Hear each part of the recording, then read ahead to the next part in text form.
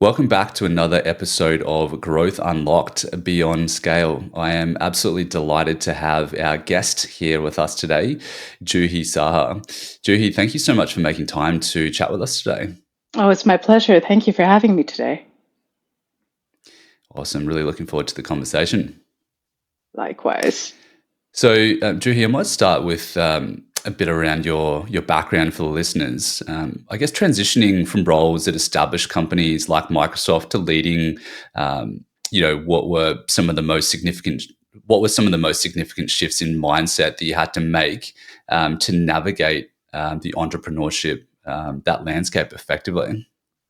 Oh, that's a great question. As you know, I spent most of my career at larger companies, at Microsoft, Qualcomm, Intel, and then Clearbit. And the biggest mindset shift I had to make was going from stability to having a stable income to having all these resources to a mindset of risk taking, quite frankly, and embracing uncertainty. And the other piece that I had to get used to was having this abundance of resources at these companies that had so many things I could tap into to being really resourceful. So I guess resource abundance to resourcefulness were two things I had to think about. Mm. It's a really important skill and something that I've noticed. Being a leader, having a bunch of people report to me that those that are resourceful typically are the ones that tend to achieve more success than others. Is there something that you think kind of programmed you to be resourceful over your career, or is that a skill that you had to learn over time, or do you think you were born with that? I've always been a bit of a gritty person, and so I had a boss who used that term as though it was an insult, but I was like, no, thank you. I am quite resourceful and resilient. But to answer your question directly, I was fortunate that I was trained as an engineer, and engineering is about figuring out the most optimal path to a solution. At least that's how I define it. And so I've had that training, I've had that mindset, and I found that in my career it's been incredibly helpful. Because even at large companies like Microsoft, you can be constrained by what you can do, and you need to learn how to operate within those parameters and still get the outcome you want or as close as you can to it. So I found my training as well as my experience at these large companies, and then most recently my experience at a startup where we had to do more with less. Those experiences were really helpful in building my ability to be resourceful. Mm. I love it. Yeah, some great learnings there. Thank you. In your journey with Partner One, how have you seen the philosophy of partnerships evolve, if any? Especially in the context of accelerating revenue growth for B2B SaaS companies. Yeah, it's been such an interesting evolution over time. I mean, even 5 years ago, even 2 years ago, people weren't really talking about partnerships, and we were parked in the corner. But recently, I found that people are leaning in on partnerships, investing in it more and more. And the biggest change I've seen really is people are starting to realize that partnerships are like compound interest. Growth is slow at the start, but the more you put in, the more you invest at the start, the more exponential outputs you'll see. So I've been really pleasantly surprised to see that C suite members, board directors are realizing that, we can invest a lot in partnerships and wait 12 to 18 months to see that that exponential return on our investment. That was not something that was common back when I started. People expected you to drive revenue in the first quarter. We all know that's not how partnerships operate. So it's been a Mm. nice evolution. Yeah, okay.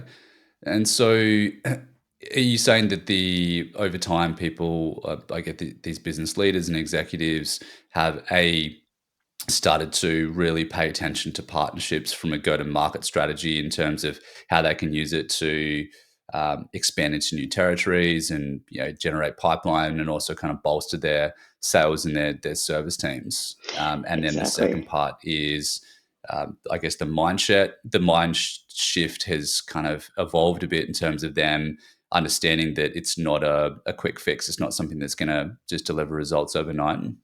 That's exactly right. I think people have learned to separate partnerships from sales and marketing and realize that the dividends you get later on are quite significant. I mean, now we've seen companies such as HubSpot, Microsoft, Salesforce drive so much revenue growth through their partners. I mean, all three companies, for every dollar of direct revenue, they see multiples of that revenue coming in through partners. So I think these companies have led the charge, and other companies are now adopting their partner driven growth models. I mean, we're seeing chief partnership officers now, and that's new and that's really exciting. Mm, absolutely. I have noticed that that role title has been popping up a little bit more on LinkedIn and Yeah. starting to see it more and more now. I I assume that that means that people are really valuing partnerships and investing in the resource. And I think, getting back to your point before around the fact that partnerships are a long-term strategy that do take a lot of time and energy and effort, and you need alignment across different parts of the organization to make sure that everyone's on the same page. What actionable advice could you give to leaders who are potentially looking to unlock growth in their organization through partnerships? Oh, you pointed out a really key point, which is you need to have that internal buy in if you're going to invest in partnerships. So, that is the very first thing I would advise people to do when you land in a partnerships role, ideally as a chief partnership officer or a VP of partnerships. Make sure that you understand who your stakeholders are, usually the CRO, the CMO, of course, along with the CEO, and make sure you're tying in to their success metrics, making sure you're helping them be successful. And that way, you build essentially an ecosystem of stakeholders internally who are always going to have your back, who want to see you succeed. Because whether you're in a big company or in a small company, there are always competing priorities. And if you can align with other priorities, you're setting yourself up for success. So that's the first thing I would say. It's been a hard lesson I've learned in previous roles. So building that internal set of support is really, really important. Yeah, yeah, such a good point. Is there any kind of advice you might have in terms of the best way to create that alignment between different stakeholders and different departments? I found that coming into a new role, it's always helpful to understand what the company's top three priorities are, and then well, to understand who your peers would be, who you'd want to partner with internally, and understand what their top priorities are for the quarter, for the year. And then as you develop your KPIs to kind of ladder into that, for example, if there's an MQL number for your CMO, how can partnerships help that number and help be a part of that success? That kind of thinking I found has been really, really helpful. Also helps with resources because historically partnerships leaders have not had large teams, so we've proven out success. So back to being resourceful, this is maybe a little how can't say the word. Might be a little Machiavellian, but it's also a great way to make sure you're set up for success. Mm, yeah, agreed. And some of the things that we've been seeing, and from the numbers, from a benefits perspective, the value or the outcomes in terms of having a strong partner network for any business, but particularly for B2B SaaS, is increased close rates on deals in pipeline that partners are attached to, um, increased size of deals that partners are collaborating on, and then increased revenue retention as well, which is obviously the holy grail for you know SaaS companies that have that compounding and that recurring revenue. Are there any other major benefits that stand out to you, that say, maybe business leaders that don't have a partnerships channel in place, that are worthwhile noting? I think you called out some of the key metrics. The ones that come to mind that people don't obviously think about are the more long term ones, the non tangible ones, such as mindshare. You touched on that earlier. Partnerships drive huge mindshare essentially for free. And the other element is partnerships can help you build a moat because depending on your ecosystem, you can essentially surround yourself with key players that make sure you're essential to your clients.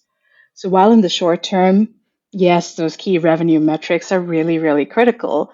In the longer term, what helps companies be great and continue to grow, continue to expand are the intangibles like increased mind share, stakeholders in different companies who'll think about your company as they move to other companies and partner with you. And essentially building your own ecosystem of partners who will ensure that you rise up and continue to grow organically. Mm. I love how you think about that in terms of, not just the measurable metrics, but the intangible results that sometimes can be more difficult to track on a dashboard in terms of, mind share, potentially things like brand perception as well. And then that piece that you touched on before around the moat, I think that's one of the most important pieces and is often overlooked by businesses, you know, in general, but also when they're considering partnerships because they are typically looking at it from a pipeline generation revenue perspective, but that moat in terms of building a defendable wall, something that fends out competitors, I think is so key, and that I think is a huge part of partnerships in general because when you do have these partners out there that are really loyal and supporting the cause and are on the mission with you, that's huge. That's right. It comes from, I don't know how you can say this in business, but I guess it's a matter of the heart over the mind. And having that emotional connection, having that army around you that wants to see you succeed is essential, I think, for long-term business success. Mm, really is definitely. Shifting gears a bit, thinking back to your time at Clearbit, you were obviously pretty instrumental in growing their partner business significantly. What were some of the key lessons that you learned over there about scaling partnerships in what can be called a fairly busy or saturated market? It was a very saturated market. That's a great call out. Martech, I don't know if anyone's seen Scott Brinker's, the map of the Martech Yep, space. It's very, very crowded. And we were insane. we were a tiny dot there in the data intelligence space. And so when I came in, I guess one of my superpowers is the ability to see white space. I realized that we had all this incredible data, like thousands of data points per company. And most of our business was not coming, well, it was coming from people who wanted to use us to enhance their marketing. But I saw the opportunity for companies to actually build on us, to actually build their solutions around us and have our data power them.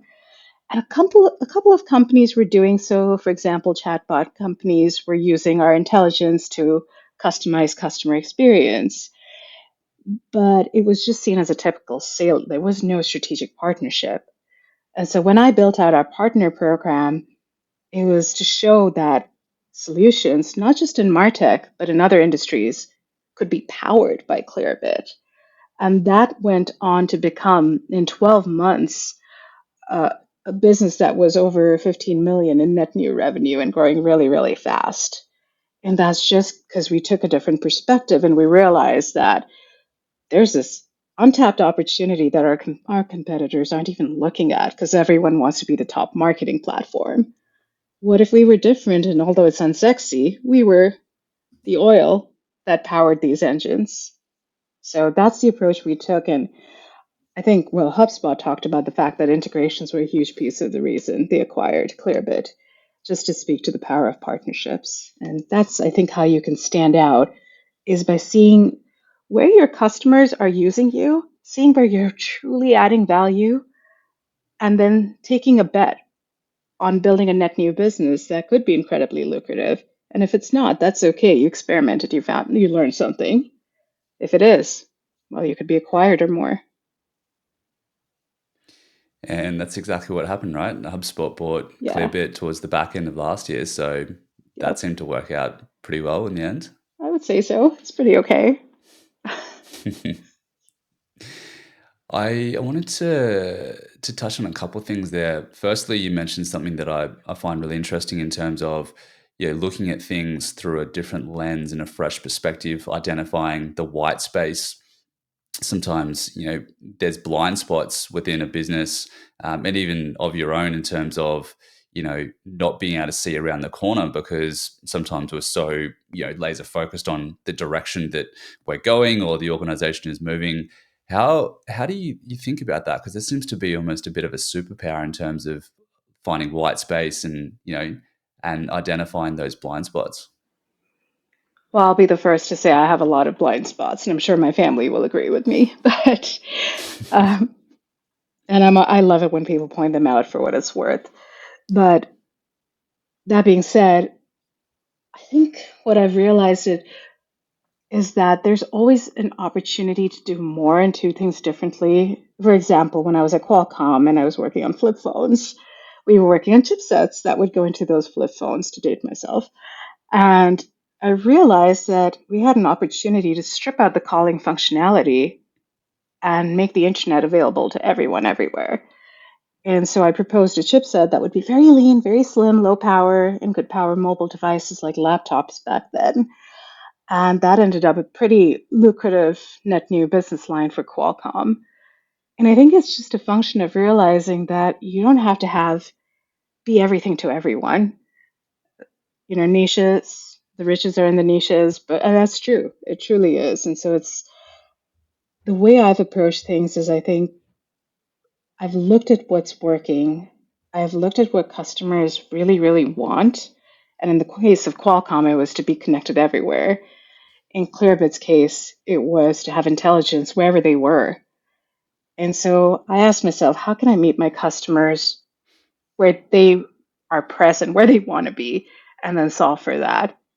So, not the best explanation, but really it's trying to tap into if I'm the customer, what would I want? What would make me more effective in my job? And seeing if there's a different answer to that question than what everyone else is doing. Mm. Yeah, it's the empathy piece, right? Walking in the shoes of your customer to think about, how they approach life. What does their day to day look like? Yeah. Really understanding that deeply. Yeah, and sometimes going head to head with product marketing or marketing and saying, you know what, I think there's a huge opportunity here. Let's try it out. And so it comes back to that resourcefulness and grit because if someone isn't willing to take a bet on it, maybe you can do a small experiment and get some buy-in from a stakeholder externally who's going to take that bet on you and then go big. Mm. I had a VP Yeah. who agreed to try out this new product line, and it was supposed to be a small experiment at Qualcomm. It was a small experiment. It ended up having a big impact. So I think that's the thing. Take small bets. Maybe they'll be huge. Maybe they won't. Mm. And I think that's the thing, is be willing to take those bets, place those bets, take those risks, and do it with data, and make decisions that are going to be aligned with where you are heading. And I guess like that mentality for larger companies probably starts to drop off a little bit over time, as they do start to become a bit more risk averse. I suppose you would have seen that from going through working for earlier stage businesses like Clearbit, and also your time at Microsoft. Um, Well, would you agree? Microsoft was a different beast because I think back then Satya Nadella was newer. He was trying to change the culture from the bottom up and top down. So to me, it was not at all what I expected, quite frankly, coming in. I thought it would be this big beast. It was a huge beast, but everything was changing. We were actually getting rewarded for taking chances. And so that was incredibly refreshing. And I think my time at Microsoft was transformational personally to me. So I'm very grateful to that. Um, my time at Intel was what you described. And I mean, I was brought in to help change the mindset from going from a 5 year cycle to launching new products in 12 to 18 months. That was an uphill battle. But Microsoft was very, very refreshing. So I think it comes down to the leadership and what they want to have their people focus on. And short term risk taking or controlled risk taking, really, was being promoted at Microsoft. And I think it paid off. I mean, look at the AI bet. That's incredible. Oh yeah, I Yeah. don't think anyone's going to argue with Microsoft not making some smart bets and investments over the last couple of years that have paid off pretty well. Yeah. Credit that to their CEO and their leadership. I mean, we had trainings about growth mindset and things like that. So it sounds like it was really from a leadership perspective. In this instance, Satya, the CEO of the company, kind of really driving some of this cultural transformation, and uh, it explains why he's obviously done so well in his role. But I really would like to dig into that a little bit further around such a massive company that has so well established and probably have some people that maybe didn't want to come on that journey. What were the things that were happening internally in the business to for them to successfully create that shift in mindset and to allow people to feel comfortable to take these risks? I can share my perspective as one person, so caveat. However, what I saw being most effective was the fact that this transformation, this behavior change, was actually tied to compensation. And so Microsoft had three circles of influence that you had to talk about in your reviews. And that was fantastic because you actually had the ability to show the traditional what impact did you have, but then how did you impact the work of others? And how did you use their work to drive more impact? And at the heart of it, how did your work impact Microsoft's DEI initiatives? So that was really incredible. I mean, managers were measured on DEI and all of these different vectors. So I think that was really clever to tie things to to tie these transformational changes to metrics and someone's compensation. And even sellers, sure, they were compensated on bonuses and things like that, but they had to hit those three circles of excellence. And I think that was really, really clever. And to me, it was very different and unusual, but I saw it pay off. That is fascinating, and I don't think I've heard of any other company that would compensate people based off them taking risks. That's very unique. Yeah, and that's why I was so surprised when I went to Microsoft. I didn't expect this at all. That journey, that journey was completely counter to my expectations and for the better. Mm. Wow, I love that, and I think that's something that a lot of other CEOs, business leaders, executives could think about in their organization, because it's that mindset around thinking differently, wanting to challenge the status quo, and then like zig when other people are zagging. So let's try to go a different direction and let's test that out because that's really what drives the biggest growth for most companies, right? I love that. Zig when other people are zagging. That's exactly what they were doing. Yes. Slowly shifting their direction, but they were doing it in the right direction. Yeah, I love it. Awesome. Shifting gears a little bit, I'd love to kind of speak a bit more around the personal side in terms of how you've got to where you are, and I think a lot of these, a lot of these things come down to sort of your mindset and the habits that you instill and you execute on every day. Um, but even kind of over your growth and your journey through these different stages of your career, what's been your most significant failure, and what did that teach you about leadership, resilience, or innovation? My most significant failure was not spending enough time with my dad and my brother and telling them how much I loved them and how much I admired them. I think I lost both of them within the span of a couple of years recently. And oh my goodness, if I had a time machine, I would go back and say all the things and be less of a jerk. So to me, I mean, what I've learned is life is incredibly short, incredibly unpredictable. So be candid. Like if you love someone, if you admire them, just say it. It'll make their day, and you never know when you'll have the opportunity to say so again. So I'm trying to be more mindful. I'm trying to be more direct and not hold back in especially in the emotional realm of things. Like I say thank you a lot more, and I say I admire you for XYZ so much more now. And even to my kids, like they say thank you, and we love this about so and so. And I think it's just really important to appreciate people in the moment and appreciate what you have, and the time with your parents and your family. Cherish that because it goes by quick. Yeah, it's so true, isn't it? I think just little things like, just telling people how much you love them or how much you appreciate them seems like such a small thing at the time, but it really does have an impact on your mood, and not just for you, but for the other person as well, just to make sure they feel appreciated. And it sounds like you've yeah, definitely been spending time probably practicing gratitude in terms of the things that you're grateful for in your life as well. Yeah.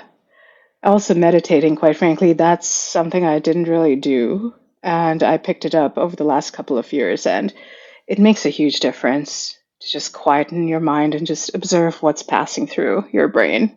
Not judge, just observe.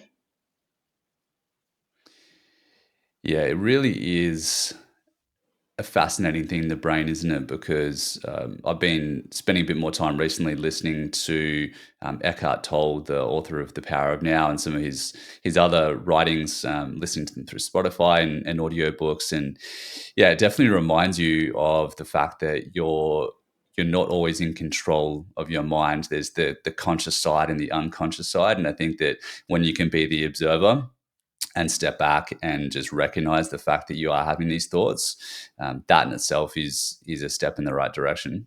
Yes. And if you're ever interested in learning more, there's a book called Peak Mind, I think. I'll send you the link later on. But that's actually got a 4 week plan that you can implement to get more mindful. And I love it because it's written by a researcher in this space and it goes into great stories. But if you want the highlights, flip to the end, follow the program. And it helps. It's just 12 minutes a day. Nice. I'd love to see that, and I will definitely share that with the listeners in the show Yeah, notes. I'll share that with Thank you. you. Perfect. What habit or belief have you changed in the last few years that has significantly impacted your life or your career? Along with meditation and gratitude, I've realized I was chasing someone else's dreams for the majority of my life. And so I didn't, growing up, I didn't think you could redefine what success looked like. And I've done that now. It's just a mindset shift, but success to me is a lot more than the external trappings. And so that's something that's really changed for me over the last couple of years. Um, I'm also older, so it's a lot more intrinsic now, success to me. And I think once you realize that you don't need to live up to other people's standards and their opinions, they don't think about you as much as you think they think about you, and they don't judge you as much as you think they do. A lot of things fall away, and you can focus on what you really want. So that's been really impactful over the last couple of years to me. Mm. It's something that I think we could all be doing better at in terms of there's all these external influences that are around us. We have our peers, we have our family, and over time, I guess what success means to you Yeah. does change and it does evolve, right? Yeah. And also, quite frankly, I think we've been lucky that media is changing. We've had things about body positivity, etc. I didn't have that when I was growing up. So, yeah, I'm grateful we live in this world that's open to other ideas of success or beauty, etc. Yeah, absolutely. I couldn't Yeah. agree more. I guess like thinking ahead to the future, and I wish we all had a crystal ball, but if you could say fast forward another 20 years from now and look back on time, what would you want your legacy to be? How do you want to impact your community, whether it's in your local area or from a business perspective? Yeah. I grew up in a place that didn't have that had a lot of poverty, but people were really keen on education. And so to me personally, education is hugely important, especially as a path to get out of poverty. So I work a lot with nonprofits focused on poverty alleviation, education in developing nations. And I also mentor a lot of women in STEM. I was an engineer, and back then there were fewer of us. And so my legacy, I hope in 20 years, I am able to build a foundation where we can actually empower women, younger women, older women, whatever, to educate themselves, to have a path to get out of poverty, and to have a seat at these tables that all of us are fighting to equalize. So I hope that I can have a small part in building a world where people have a seat at whatever table they want to be seated at, regardless of their gender, their background, their economic status, maybe even their education level. So that's my hope.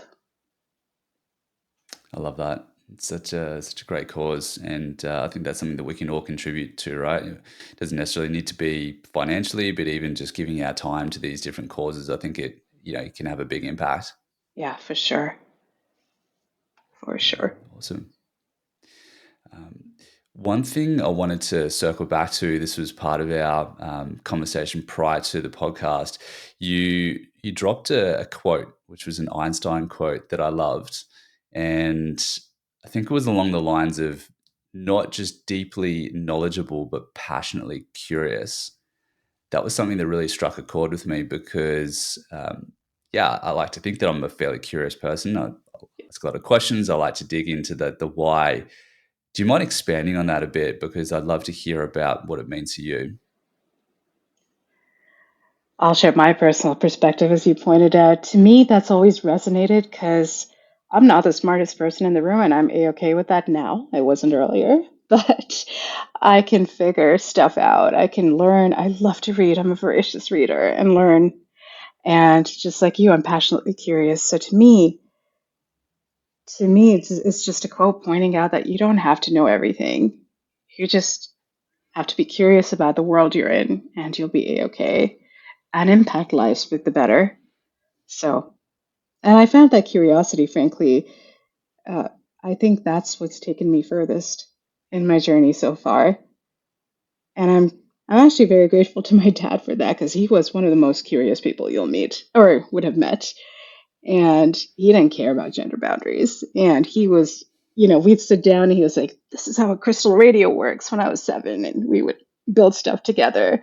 So I think he just ingrained that curiosity in me. And I am so grateful because I've had the opportunity to work on satellites, in deep space, on early cancer detection. I would never have had these opportunities if I just didn't want to know more about the world around me. And I think all of us could benefit from just looking at the little things and wondering how they could be a bit better or different or how they work. Mm. And I guess it's a lot of it comes down to not taking things on face value or surface level, right? Yeah, How they're yeah. presented or how other people might think about them is looking at things from a different lens. And how they work and breaking down the components and seeing if could this be done more effectively for more impact. That's actually a microsoftism. What could you do differently for more impact? Which I love and I bring with me. I'm definitely going to steal that. Yeah, I love that. It was in our performance reviews. What could you have done differently for greater impact? And it always gave me pause. Like so much could have been done Mm. differently, and we have time to It's act a, on it. yeah, it's a really powerful question. Yeah, I think that's it. Yeah, it's great questions. That's what being passionately curious comes down to, doesn't it? That's exactly right. Yeah, 100%.